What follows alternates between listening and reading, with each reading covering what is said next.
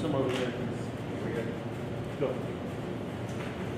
Okay, we'll get started here. Our third quarterfinal game, Nova Southeastern beating Assumption 102-93. Up on the podium, we have Nova Southeastern head coach Jim Crutchfield, student athletes Tyler Eberhart and Dallas Graziani. A couple of notes for Nova Southeastern before we begin. Has now reached the semifinal round for the third consecutive season. And reached the championship game in the last two at the national championship in 2023. Is now 21-3 all-time in NCAA Division II tournament games and has won 15 of its last 16 tournament games. Nova Southeastern will represent the South region in the semifinal round for the third straight year. Prior to 2023, that region had its semifinalists just once since Florida Southern won the 2015 national championship. The win was the 34th of the season, matching the highest by any NCAA Division II team this season. DBU won its 34th game of the year, the opening game of the day here this afternoon. 102 points, the most by Nova Southeastern in an NCAA tournament game this season, and fifth most by an NSU team in an NCAA Division II tournament contest all time. And they are the first team to score 100 points in the quarterfinal round since the 2018 tournament, and the first in an Elite Eight game since the 2023 championship game when Nova Southeastern beat West Liberty 111-101. One final note on NSU, had four players score at least 20 points in the game, first time a team had at least three 20-point scores since 2023 national championship game accomplished by Nova Southeastern. So first we will start with opening comments from the head coach. First, kudos to Assumption. I mean, I thought we had a good first half, built a 20-point lead, had the ball to bounce, scored immediately. Went up 22, and I think we hit a three to go up 23 or 24 points a minute or two after that. And you're kind of hoping they go away, but they didn't. They battled back, and they got hot. They made some threes, and we spread the court out and scored a lot ourselves. But kudos to Assumption on a great year, and a team that didn't give up when the situation didn't look good for them. Happy with our guys right now. I thought we played hard, and we're pretty excited about the fact that we get to move on to the Final Four here on Thursday night.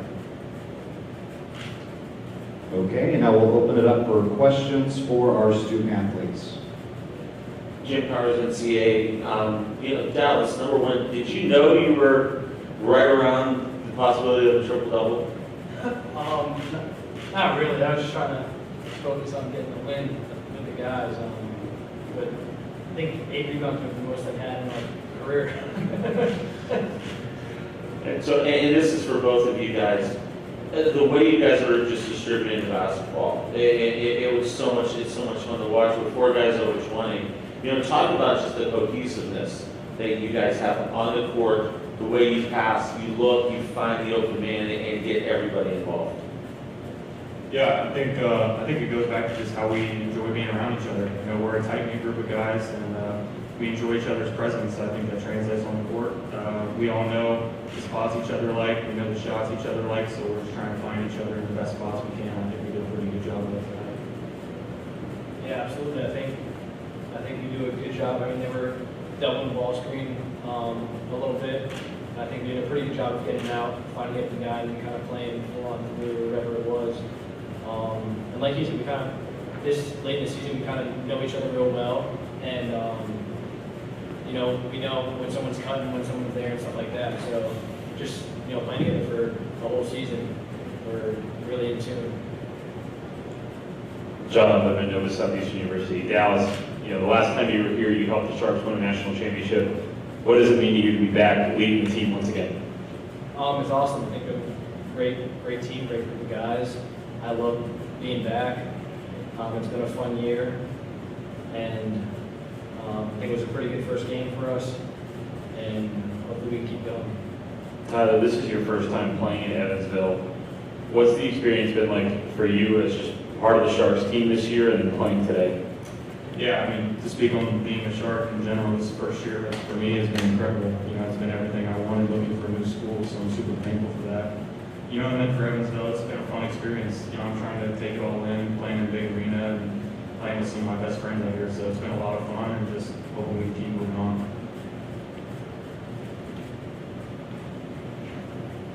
One more question for Dallas and Tyler. Talk a little bit about, you guys are the veterans, you've been down this road, you've been here, you moved on to not only the semifinal, but the final. What are some of the things you're going to talk to the younger guys that maybe never have experienced this, how to handle the next couple of days as the two leaders that you guys are? I think, kind of like Tyler said, just kind of take it all in, enjoy it, and also stay focused. I mean, obviously, it's good to get a win, but, you know, we're trying to keep winning. And other than that, I mean, we do have some old guys on the team, though. So, I mean, we've got a couple guys that are experienced. A lot of guys that have been here and stuff, just some older guys in general. So, we're a pretty mature group. Yeah, what younger guys are you talking about there? There's a few of them, I'll say that much. There's a few of them. I mean, they're not the older statesmen like Dallas is, so. Okay. All right, we will excuse the student athletes. Thank you, guys.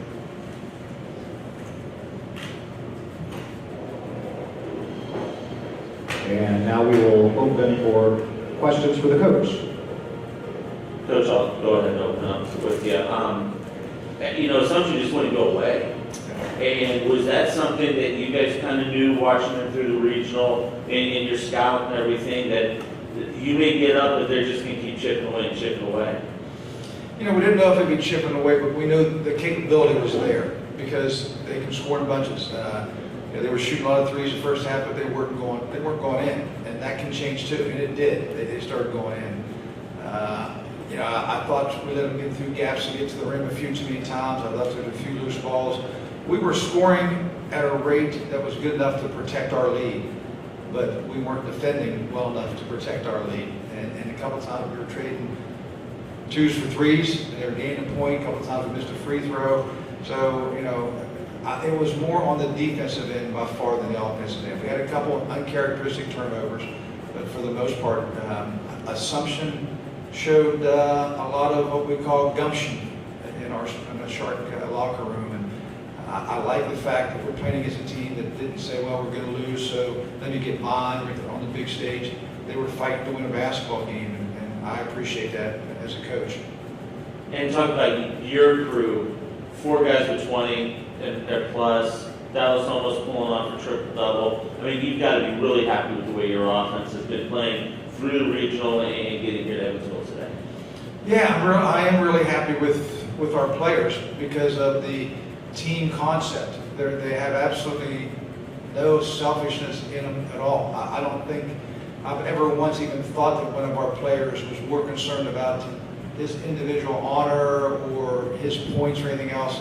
They've always just been concerned about winning the game. And it makes my job easier when I got a bunch of guys that feel that way. It's a better experience to have that going on. I know in today's landscape in college basketball, it's a little harder to find than maybe in previous years, a long time ago.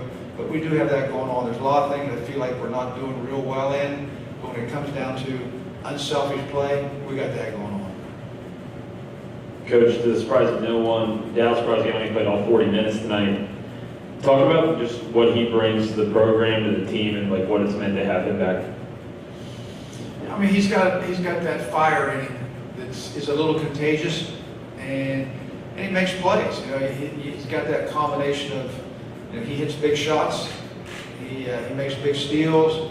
You know, when the game's on the line, I think he's probably at his best, and I think the guys look to him to make things happen. Maybe a little too much every now and then, but part of it is not just what you see on the floor here in a big game like this. It's every single day in practice. He brings that every day in practice. And that's probably as valuable as anything he does even on the court on game night that helps our team progress because he comes as a warrior every single day in practice.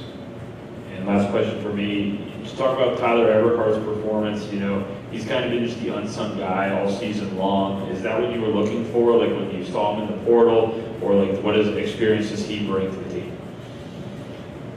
And he is kind of an unsung guy, and I think What I liked about him is I thought we had a pretty good team coming back, but we needed a few more players.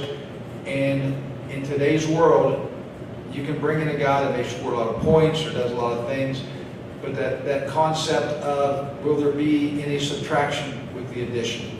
And with Tyler Eberhart, I felt like there is no subtraction with his addition. No one's going to be like, well, geez, my role is diminished, I get less shots.